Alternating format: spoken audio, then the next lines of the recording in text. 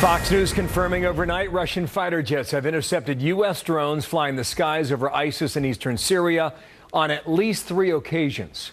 This as Russia continues its bombing this morning from warships. Those strikes helping pro-Assad forces take out ISIS positions, but also still hitting U.S.-backed rebel forces. This as we learn Iraq may be next to get Russia's help against the terrorist group.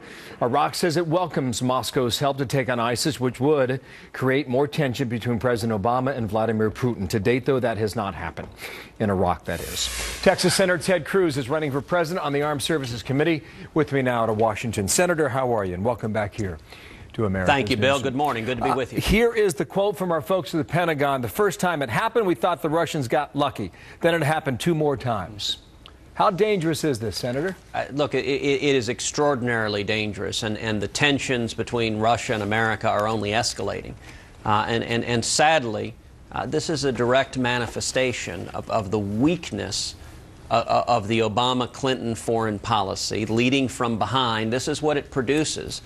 And we've got a reality now that Vladimir Putin not only doesn't respect the President of the United States, but he considers him a laughingstock. And that is profoundly dangerous for America and the world. And we're seeing the chaos in Syria and the chaos in Iraq is also a direct consequence of the failed foreign policy of this administration. Let me go through a number of things. You heard what the President said last Friday at the White House. Have at it, Russia. We tried, we failed. Have at it. You'll be there for a long time. Is he right about that? Look, of course he's not. And this is what happens. You know, if you look at leading from behind as one of the most honest characterizations of the Obama-Clinton foreign policy, America recedes. And so Russia is stepping in and taking advantage. You know, I'm reminded of former Democratic Senator Scoop Jackson's characterization of the old Soviet Union.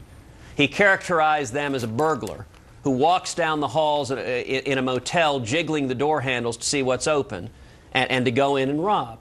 In this instance, Putin is being opportunistic. There's an opportunity to go into Syria to strengthen his position, to become a dominant force in the Middle East. And that's possible only because America is so weakened that it's created the opportunity for them to do so. And unfortunately, what we're seeing is our friends and allies are getting the message that President Obama is not a reliable ally, and at least Putin, you know what you're getting, and our enemies are learning that America can be trifled with. There's nothing to worry about there, but Putin's far more dangerous. That is very bad for America and for the world. Deal with what's happening right now. We can debate decisions of yesterday. What should our role be now there? And what should our role be in cooperation, perhaps with Russia? Are we now finding ourselves moving toward that direction or not? No, I don't think so at all. No one in their right mind would believe Putin's assertion that he's there to help go after the terrorists. You know, Obama did, but it's only because he's hopelessly naive. Listen, Putin is supporting Iran. Iran is the world's leading state sponsor of terrorism. It was sadly to the surprise of nobody that Putin's military began bombing the so-called moderate rebels that we spent hundreds of millions of dollars training because his intention is to boost and to prop up Assad, who is a puppet for Iran. And that is not furthering U.S. interests. Now, you ask, Bill, what should we be doing? We should stop engaging in the fiction of trying to find these moderate rebels and support them. We should stop the fiction of trying to bring together the Sunnis and the Shias to put down their arms and embrace like brothers, and instead we should defend U.S. national security interest and do what works to defeat ISIS. Now, what would that mean? That would mean, number one, using overwhelming air power to target and destroy ISIS. But number two, we ought to be arming the Kurds. The Kurds are on the ground. They're fighting. The Peshmerga, the fighting forces of the Kurds are terrific fighters. They're strong allies of America. And yet the Obama administration refuses to fund them because it wants to send the weapons to Baghdad, who's not using it to defeat the terrorists. We need to focus on what works. We've been having that specific debate for a long time. Politico this morning talks about the president urging strategic patience with Russia. Says Vladimir Putin is playing a psychological game.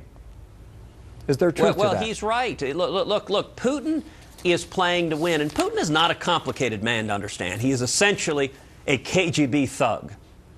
You know, Putin very candidly said, in his opinion, the collapse of the Soviet Union was the greatest geopolitical disaster of the 20th century. And I think what Putin is attempting to do is systematically reassemble the old Soviet Union, expand Russia's influence. We ought to be standing up to Russia. Now, we don't want to do so through direct military conflict. No one in their right mind wants to see a shooting war between the world's two leading nuclear superpowers.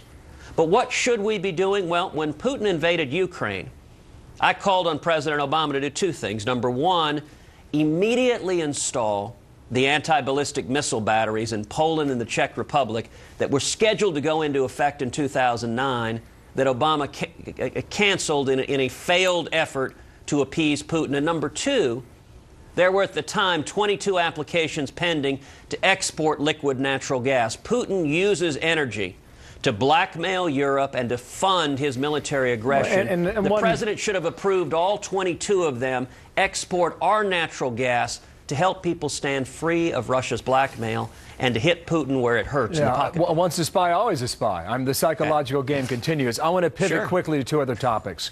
Do you have a problem with President Obama going to Oregon this week to console the community in Roseburg? Oh, look, he is welcome to go anywhere. Now I would note, he didn't come to the funeral of Deputy Goforth in Texas, who was murdered, and murdered because, in significant part, of the escalating rhetoric from President Obama, from the Attorney General against law enforcement. He doesn't seem to stand with the brave men and women, the police and firefighters and first responders, and instead he's vilified them. And with regard to Oregon, listen, our heart goes out. Every one of us should be lifting up those families in prayer for the victims of that horrific crime, especially as facts came out that it appears this shooter was targeting Christians for their faith. It is all the more horrific. But it's sad and cynical that the president's response and Hillary Clinton's response is to immediately try to politicize this, not to go after violent criminals, which is what we should be doing, but instead to try to go after the Second Amendment rights of law-abiding citizens. I think that's wrong. I think it's cynical. We'll see if this visit involves politics or not on Friday. Now, quickly, hard turn here. You're trying to move in the polls. It really has not happened just yet. Are you satisfied with the state of your campaign today, Senator? Well, listen, beyond satisfied. I'm incredibly encouraged. The momentum we're seeing on the ground. This week we rolled out county chairmen in all 171 counties in the first 4 primary states: Iowa, New Hampshire, South Carolina, Nevada. No other Republican has that. Our grassroots support is enormous, and then our fundraising. To date, we've received over 350,000 contributions. In the last 2 quarters, we outraised every other Republican candidate as people all over the country went to tedcruz.org, contributed, signed up, volunteered. And I got to say, I'm incredibly encouraged because what we're seeing is conservatives coalescing behind our campaign. The moderates are fighting like scorpions in a bottle. But conservatives are coming together, and I could not be more encouraged by where we are. You've got a ways to go. I know you know that. We've got a ways to go in this campaign also. Senator, thank you for coming back here. It's been quite some time, but welcome back to America. Thank you, Bill. Always good to be with you. You bet. Ted Cruz there. Thanks.